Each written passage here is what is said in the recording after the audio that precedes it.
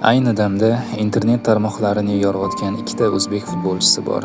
Ikkisi umuman bir-biriga o'xshamaydi. Ikkisining pozitsiyasi ham har xil. Biri gavdali, bo'yi uzun himoyachi bo'lsa, ikkinchisi bo'yi kichkinagina hujumchi. Gap Abduqodir Husanov va Abbos Fayzullayev haqida ketmoqda azizlar. Bu futbolchilarning yoshlari atigi 20-21da bo'lsa ham, ularni dunyo bo'ylab muxlislari kundan kunga ortmoqda.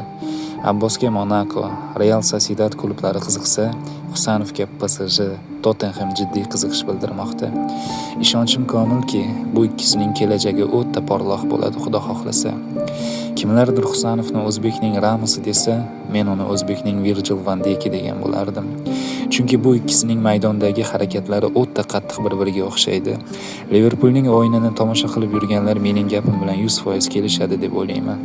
Husanovning Reymsga qarshi o'yinidagi tezligini hamma ko'rdi menimcha. Va aytishlaricha shu payt uning tezligi soatiga 35,8 km masofagacha yugurgan ekan. Bu qanday dahshat azizlar. Abbos Fayzullayevda bunday tezlik, bunday gavda yo'q bo'lsa ham, uning o'zgacha texnikasi bor. Uning hujumchiga xos o'zgacha bir stil o'yini bor. Hali aytib o'tganimizdek, ularning maydondagi pozitsiyasi bo'lak va ikkisi ham o'z pozitsiyalarining qahramonlaridir. Balki kattalar gapimga qo'shilmas, lekin shaxsan o'zimning fikrim, o'zbek tarixida bunaqa darajada hali futbolchilar bo'lmagan deb o'ylayman. Odil Ahmedov, Shomurodov hammasi esimda turibdi, lekin baribir ular boshqa, bular boshqa. Bularning o'yinini ko'rish uchun odamlar ishdan so'ranyapti. Kimlardir dam olish olyapti va shulardan biri aynan o'zim. To'g'risi, asosan Husanovning o'yini agar ish vaqtimga to'g'ri kelib qolsa, men ishdan shu kuni sal ertaroq so'ranib ketadigan odat chiqarganman. Abbosni endi gapirmasak ham bo'ladi. U hozir Rossiya chempionatining eng populyarniy o'yinchisi. Internet tarmoqlarida biror bir o'yinchi uyg'otgan aktiv prosmotrlarni yig'a olmaydi gapni ochig'i.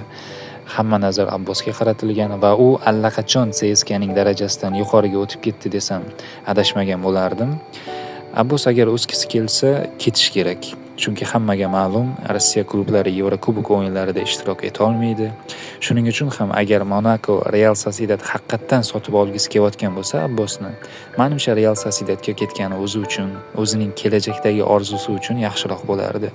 Chunki birinchidan Fransiyaga qaraganda La Ligani o'yinlari ko'proq ko'riladi muxlislar tomonidan.